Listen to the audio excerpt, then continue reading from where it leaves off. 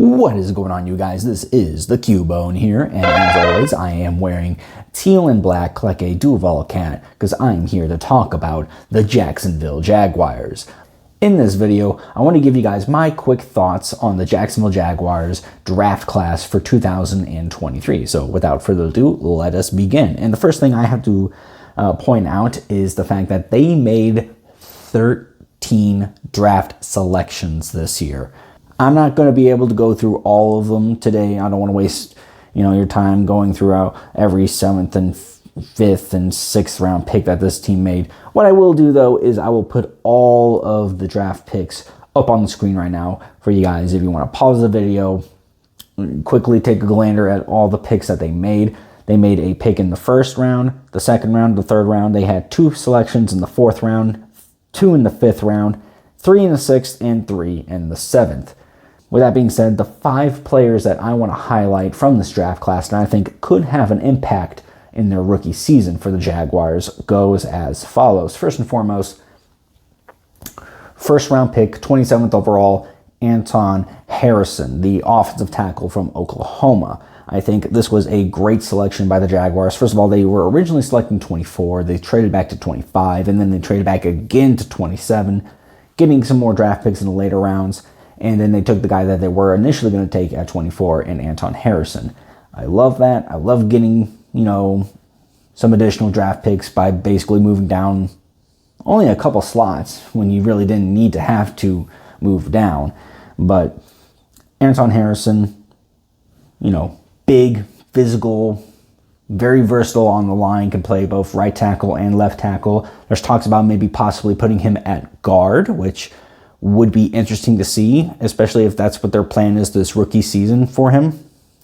A lot of people, though, I know probably are going to say that the reason they drafted Anton Harrison is because Cam Robinson is facing a multi-game suspension for PEDs.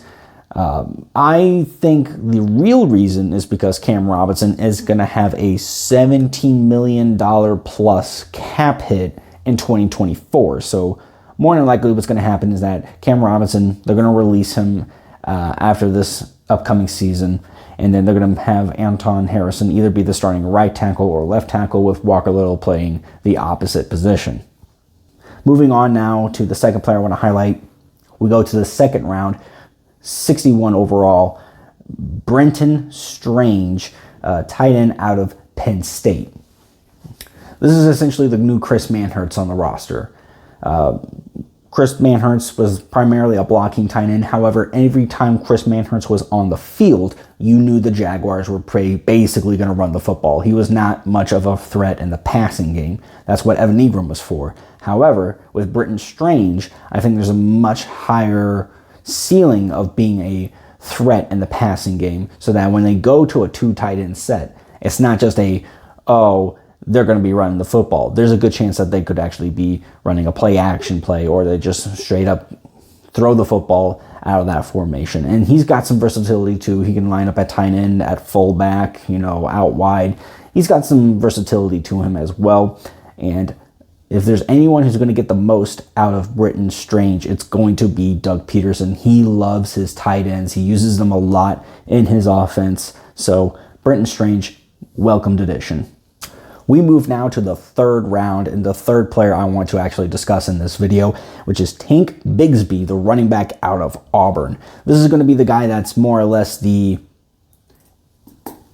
quote-unquote LeGarrette Blount of the offense. Sort of the more, if they need to get 3 tough yards in the run game, Tank Bigsby is going to be the guy to get that job done. One of the problems with the Jaguars last season is they really didn't have the guy on the roster in terms of a running back that can get those short, tough yards in critical situations. They kind of had that with James Robinson, but then he got traded away to the Jets, if I remember correctly. Yes, it was the Jets. And, Travis Etienne, as explosive as he is, he's not really the guy you want carrying the football 25 plus times in a game. Neither really is Jermichael Hasty, and Snoop Connor looks like he's going to be the odd man out in the running back room because they did just sign D'Ernest Johnson. in free agency, albeit to just a one-year deal. He could also be someone that might be in the outside looking in. So Tank Bigsby, again, welcome addition. He's going to be someone who I think is going to potentially have a big impact on this offense in his rookie season. Let's move on to the fourth player that I do want to discuss, and that is 5th round draft selection, 136 overall, Yasir Abdullah, edge rusher from Louisville. Led the, what conference is it, the AAC or ACC? I think it's the ACC. One of the reasons why I think he's going to have a big impact his rookie season is because not only was he extremely productive at Louisville, leading his conference in sacks, but because the Jaguars have been a team that has been struggling to rush the passer over the last, 3 years or so. They did get better down the stretch, last season, providing some pressure on opposing teams' quarterbacks, but overall, when you talk about the Jaguars defense, getting after the quarterback is not it's not their strong suit, I would say.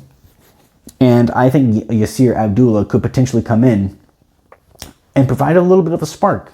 Having a formation where you have Josh Allen on one side, Yasir Abdullah on the other, and then they move in Trayvon Walker onto the inside, I think that could be a potentially very good, situational, third down situation pass rush group. I think, especially since we don't have to want Smoot anymore, and Arden Key went off to free agency to sign with the Tennessee Titans, they needed another rotational pass rusher, and I think Yasir Abdullah is going to fit that role. And finally, sticking into the 5th round, the last player I do want to discuss is Antonio Johnson, the safety out of Texas A&M. This is the second 5th round selection, 160 overall, the Jacksonville Jaguars made. Now, I said safety as the position. He played a lot of nickel while at Texas A&M, and I think that's where his impact on this team is potentially going to be at, because there's a huge need at nickel for the Jacksonville Jaguars. And I'm not the biggest fan of Trey Herndon. I'm just going to say that. I'm just going to say that out there. I think he's a solid player, but not a guy I want in the starting lineup. Regardless, I think Antonio Johnson is going to at least be going into the training camp and going into the preseason as someone who's going to at least compete for the starting nickel spot. And yeah, those are the 5 players that I wanted to highlight for you guys in this video. My overall thoughts, I think this is probably a B-ish, B-plus kind of a draft class. Again, kind of like how it was last year. I think there's going to be some players on this team, I think there's going to be some players in this draft class that are going to make an impact on this team.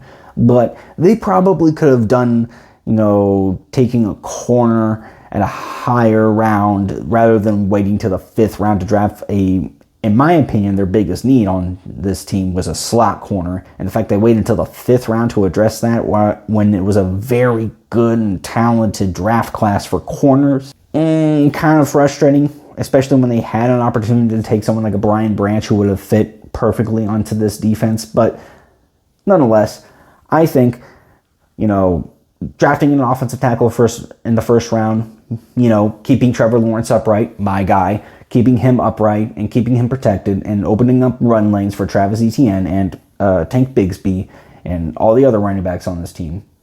I can't complain about that. Trevor Lawrence is the most important player on this team. Keeping them healthy and protected is also very important. Hence why they took Anton Harrison in the first round. So I can't complain about that. I think that is still a great selection, but you could have probably taken a corner, maybe in the 2nd or 3rd round. Like Britton Strange, did we really need to take a tight end in the 2nd round? You probably could have waited, but nonetheless, with that being said, folks, I hope you guys enjoyed this video. Don't forget to leave a like, comment, and subscribe, and I'll see you guys in the next one. Take care.